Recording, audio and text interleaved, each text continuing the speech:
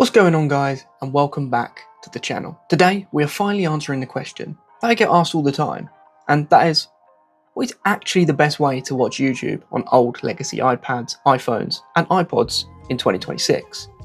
More specifically, we're going to be comparing TubeRepair and TubeReplacer, which are currently two of the most popular jailbreak YouTube fixes for older Apple devices.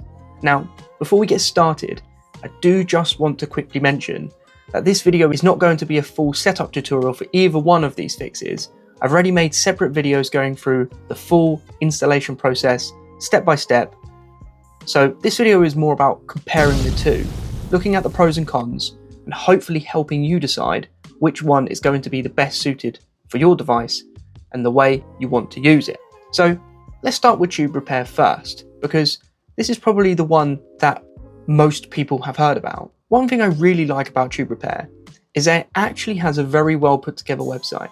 It's easy to understand, there's loads of information on there, setup guides, how-tos, and they even provide the IPA files needed for sideloading YouTube onto your device. That already makes things a lot easier compared to hunting random files down across the internet. What TubeRepair basically does is use a custom server URL to bypass the restrictions that stop these old YouTube apps from working properly on legacy devices.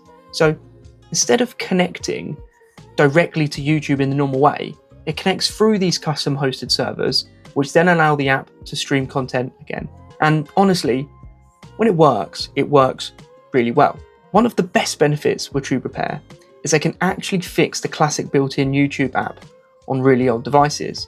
So if you've got something like an older iPad, an iPod Touch, or an old iPhone that still has the classic YouTube app built in from the early iOS days, TubeRepair can bring that back to life without you needing to sideload a newer YouTube IPA from your PC. That is honestly one of the coolest things about it. TubeRepair can also help support HD video playback depending on the server URL you're using, and that's something that definitely gives it an advantage over TubeReplacer in certain situations.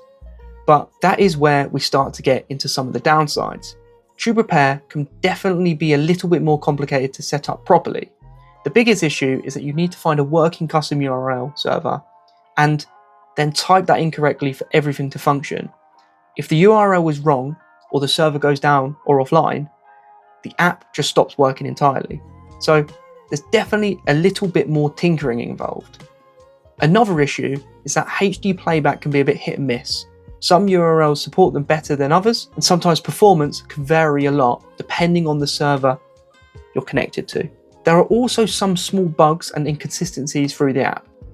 Certain content panels might not display properly, and things like counts, comments, upload dates, or likes can occasionally be incorrect or missing entirely. And if you're sideloading the newer YouTube apps with TubeRepair, you also need to know what you're doing when it comes to spoofing the app version. If you don't spoof the version correctly while sideloading, you'll usually end up with a playback error and videos simply will not load. So while TubeRepair is extremely powerful and flexible, it definitely expects the user to do a little bit more work. And there is one massive issue and a deal breaker for a lot of people. You cannot sign in to your YouTube account. So subscriptions, watch later videos will not work. Now, moving over to TubeReplacer. This one takes a very different approach. Straight away, the biggest thing to mention is that TubeReplacer requires a lot more sideloading and a lot more hunting around online for the correct IPA versions. Unlike TubeRepair, the IPA files are not conveniently provided for you on the website, so you'll need to search for older YouTube app versions yourself. And not just any version either. TubeReplacer specifically works with older YouTube builds, usually between versions 1.0 up to 1.3, depending on the device. So setup can initially feel a lot more awkward because you have to actually find the right APA first before you can even begin. But once you finally do the correct version sideloading, things become a lot simpler. The really nice thing about TubeReplacer is that there's no custom URL setup, no version spoofing, and no messing around configuring things manually. Once the app is installed, it's basically ready to go immediately. And this is where TubeReplacer starts to pull ahead in some areas. Unlike TubeRepair, TubeReplacer actually allows proper sign-in support, so you can log into your Google account, access subscriptions, and generally get more complete YouTube experience. It also correctly displays comments, likes, upload dates, and view counts, which makes the app feel more polished and accurate overall. So in terms of usability and consistency, TubeReplacer definitely has advantages. However, it isn't perfect either. Currently, HD playback seems to cause issues on TubeReplacer, and realistically, you're mainly going to be watching videos at around 360p. Depending on your device and what you're watching, that may or may not bother you. The ability to watch HD playback is definitely there when you change a setting in the settings to adaptive.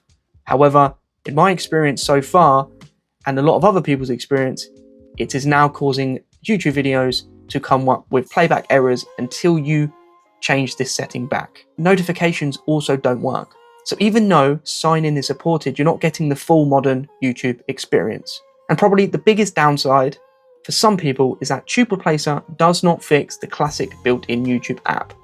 So if you've got one of those really old Apple devices with the original app built in, TubeReplacer isn't going to help you there at all. So after using both of these, which one do I actually think is best? Honestly, I think it depends on what kind of device you have and what matters most to you. If you've got a newer legacy device without the classic YouTube app, and you really want sign-in support, accurate comments, correct stats, and more seamless overall experience, then TubeReplacer is probably going to be the better option for you, especially if you don't mind watching videos mostly in 360p. But if you care more for HD playback, want to revive the classic YouTube app on older devices, or just want more flexibility overall, then TubeRepair is probably the best choice. Yes, it can be more complicated to set up, and yes, there's definitely more tinkering involved. But when you get it working properly, it can honestly be an incredibly impressive on these old devices. Either way though, it's genuinely amazing that people in the community are still finding ways to keep these old iPads, iPhones, and iPods alive all these years later. And honestly, that's one of the reasons I love this community so much. But anyway guys, hopefully this video helped you decide which fix is going to be best for you and your device. If it did, make sure you leave a video a like, subscribe if you're new around here, and if you want to help support the channel, then please go check out the merchandise. And if you want to support the channel further, then do consider being a member to the channel and get benefits along the way, like early access to videos. And as always, thank you for watching, and I'll see you in the next one.